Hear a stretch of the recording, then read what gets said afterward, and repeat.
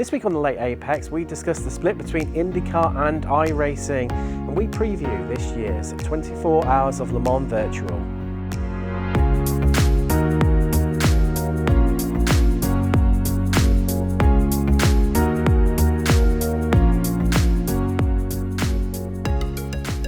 Hello and welcome back after the festive break. Hope you had a good Christmas and New Year. But we're back on the sofas. Myself, Tim Cox, with Sam Fitzpatrick. And well, Sam, what a year we've got in store for ourselves. But already, our first big event of the season is looming large, the 24 Hours of Le Mans Virtual. Exactly. It's pretty much the biggest event in all of sim racing. We have so many real-life drivers taking part. And we have got the Formula 1 champion, we've got the Formula 2 champion and the Formula 3 champion as well, all taking part, along with so many others and fantastic sim racers. But I think the big news is Max Verstappen is back. He's racing with Redline and he's looking to take that Le Mans 24 Hours crown for himself. So you said 180 drivers across 45 cars, Sam. That's a big old packed grid, that. Yes, it's going to be very busy. Two classes, we've got the LMPs and we've got the GTEs. Verstappen will be partnering up with Diogo Pinto in Team Redline. Of course, Pinto very successful in last season of Pesc, where he was able to take the title, and that didn't actually win a race, so he's super consistent, definitely the type of teammate that you want. They will be joined for Redline, who are also looking to take the LMP title and the GTE title as well. This is the final round of the Le Mans Virtual Series, and that team is looking to take both the championships and of course looking to make it back-to-back titles as well at the 24 hours. So, you know, a lot at stake for them, and they could have a clean sweep potentially of both series and potentially both class victories in the 24 hours. That would be some achievement for a Team Redline. If you're a betting man, then I think your money's really on Redline, isn't it? That's a strong old lineup. They've got Felipe Drugovich is racing with Redline, as well as Felix Brunfist, Chris Lullum. That's a strong old lineup. Rojan Grosjean, he's going to be there for R8G.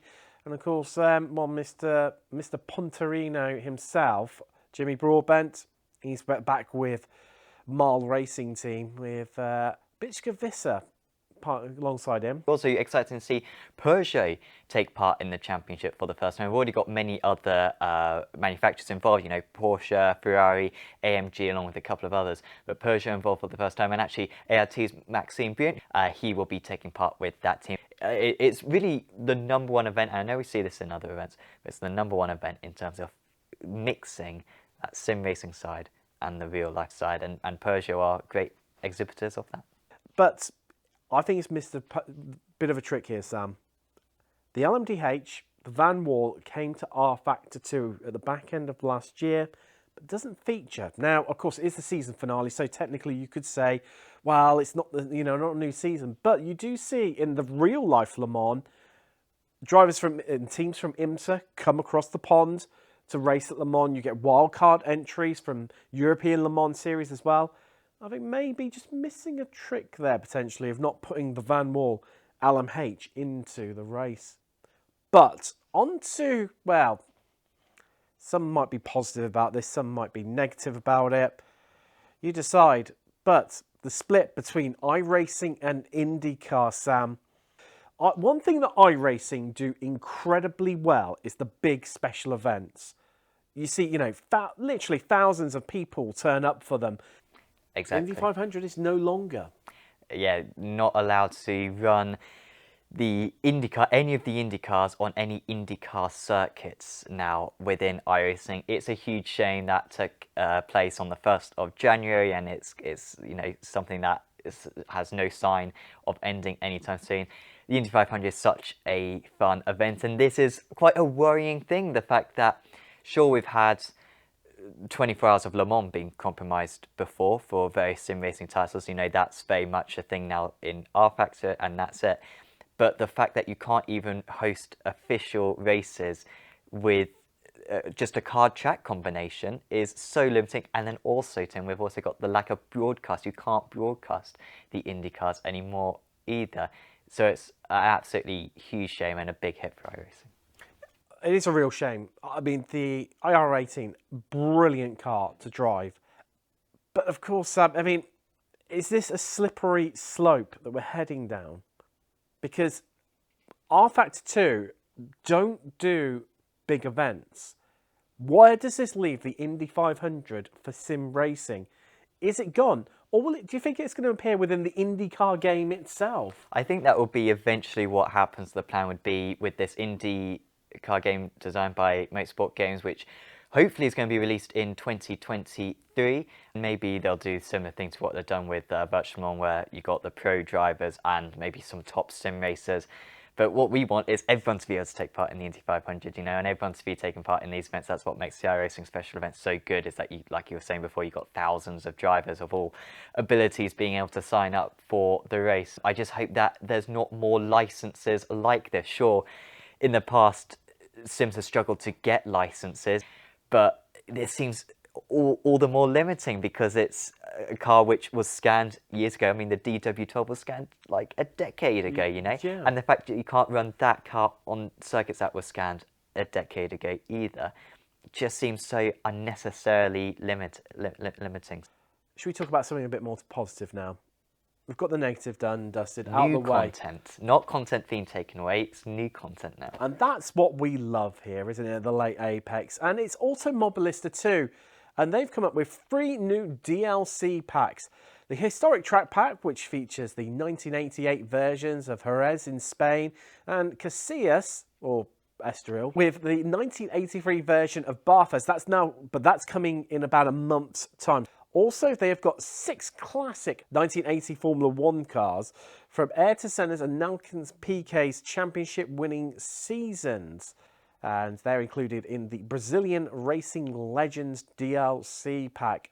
We've got the Corvette C8 Z06, McLaren Senna, and the Brabham BT62. That machine is an absolute beast. And that's being available in the Supercars pack. Which one do you fancy out of those? Well, we discussed recently what our favourite kind of extinct circuits are, and I said Estoril, so that's definitely the one for me. One of the best circuits in the world. Really great to see Automobilista add those tracks. Also, classic Bathurst as well is a bit of an interesting one. The layout's pretty much the same, but the curbs and the walls are that much different. So I believe on some parts of the circuit there just are no walls, and instead it's just trees. And a few comments as well from the developers recently, mentioning how they're going to try to make the modding side for the sim a little bit easier as well. Of course, fantastic modding for the first game, a little bit less for the second one, but they're looking to make that a bit more accessible for modders. So expect to see some cool new content being created by the community for that sim over the next year or so. Now it's time for that part of the show where we go through the weekly news rundown. And first thing, we're going to kick things off with Rennsport. They've announced the Porsche 911 GT3R, the 992 version, is joining the sim. This platform is the first to feature the German manufacturer's newest GT3 Challenger before it joins ACC later in the year. Monza is set to feature in this year's eNASCAR Coca-Cola iRacing Series. The round will mark the championship's first venture overseas and will use the ultra high-speed no chicane layout. The Milwaukee Mile will also join the calendar as a real-life venue returns to NASCAR for the first time since 2009 in the Craftsman Truck Series. Sim racing hardware producer Moser have released their HBP handbrake. The product is Moser's first handbrake and is available for just $99. The model has high level of customization and can be linked to a PC with a USB connection. And finally, Sony have confirmed that Gran Turismo 7 will be PlayStation VR2 compatible with its release next month. And that's been your update. Now we're going to head to a quick break now. We'll see you on the other side where take a look at the week ahead at Apex Racing TV and some quick fire questions with the Apex Racing team drivers.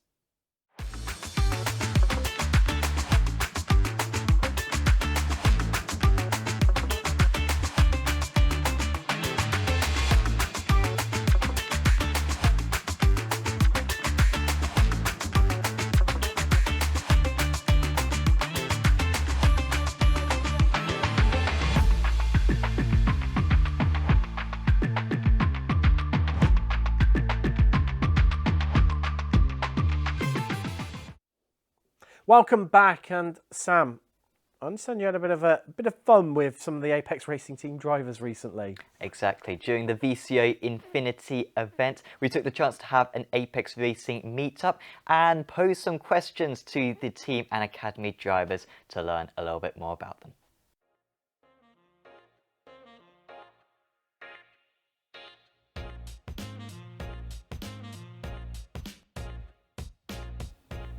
Alex or Kev? Kev or Alex? Alejandro or Kev? Kev or Alex? Kevin. Yeah, I'll say Kevin Ellis. Probably Alejandro. Alex. Myself.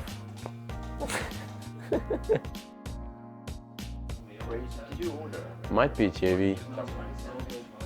JB. Probably Pete in his own way. Like, he's funny without being, or without trying to be funny. Pete. Pete. Me. So this practice, Matthias. Matthias Stockbeck. Matthias. I'd probably say Matthias. Yeah, I could be one of them maybe. Alex. Alex Sanchez. Alejandro Sanchez.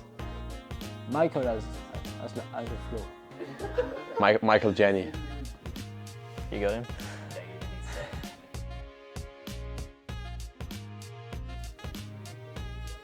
Pete. Peter. Pete. Peter Behrman or Kevin Ellis. I think. Pete likes to complain about the Porsche Cup car. Pete. Peter Berryman. Johan. Johan. Also Johan. Elvis. For sure. Elvis. Elvis. Elvis Rankin. Kev. Kev, for sure. Probably Kev, because you also have to manage us a little bit, so he has to do it sometime. Kev. Kev. Kevin. Kevin. 100%. Stan. Stan. Stanley. Probably Stan. Stan. Stan. I mean, if I'm honest, like, if I got in a car with Stanley, I think I would die. Well, Sam, some interesting answers that came out of that one, shall we say? Exactly, and we've got a couple more of those videos coming up as well. We might show them on late Apex, but certainly check out the Apex Racing Team YouTube channel as well for all those uploads from that meet. But Tim has got everything getting back underway once again in Apex Racing TV. It's always a very busy time of the year when it comes to the schedule. Lots of series active in January and February, everyone raring to go after the festive break. And of course, one of the ones which is a stalwart of the channel is Spec Racer Ford, which returns once again, the Weekend Warriors. It is, Sam, and I'm going to give you reasons that you need to watch this at home. A small grid, I use small, is 40 cars. There are 3 classes, and you never know who is going to win from week to week. It is just completely crazy. There's pit stops in the middle of it as well, which adds extra drama and excitement. Exactly, and there's so many like legendary drivers like Chris Murakami has been in the series for years and years, Yeah. and many others have really kind of established themselves in the championship. So there's a real rich history as well of guys who come back week after week, season after season, year after year. Already Chris Murakami winning around this season, and also Bradford Gould as well, managing to take a race win in the S2 class. And so, yeah, lots of kind of returning drivers coming back and trying to take Marco the ground. Pinero back to winning ways as well with that overall Exactly. victory last time out as well. They took a couple of weeks off for Christmas and New Year's as they're running on the Sunday nights. But next up, they've just had Miami, and then it's Laguna Seca next. Now, I commentated on a race for this championship there a few seasons ago when, yeah, just watch it. Trust me, you won't forget it. But the fact they're going to Long Beach this year, Sam, crazy, especially the hairpin, the final corner. Trying to get these cars around there. If you're not too sure about the car, rear-wheel drive, engine in the rear. So like a Porsche 911, but they're single-seaters, low horsepower. Yeah, that's good. I think that's going to be a bit of a war of attrition potentially around Long Beach. Yeah, getting through lap 1 through the fountain with all those cars going to be very tricky. And of course, it's open to everyone as well, so a very wide range of abilities as well. But that sounds like a very fun combination. You can scrape the walls with those cars as well. If you get a little bit of damage, it's not going to affect you too much. I don't think there's necessarily a driver like Aeronomy is necessarily going to run away with the S1 title necessarily this season. I think the rounds are going to be a fair bit more split around, and so I think we could get to round 12 and have, or round 10, apologies, and have 4 or 5 drivers still in with a chance. No, definitely. It's exactly what it was like last season, Sam, and well, it is completely up for grabs. And a big shout out to Stevie Ray, who organises that series as well. But well, that's all we've got time for this week. Thanks very much for joining us. Don't forget to like, share, subscribe, all that jazz. We'll see you in a week's time on the Late Apex.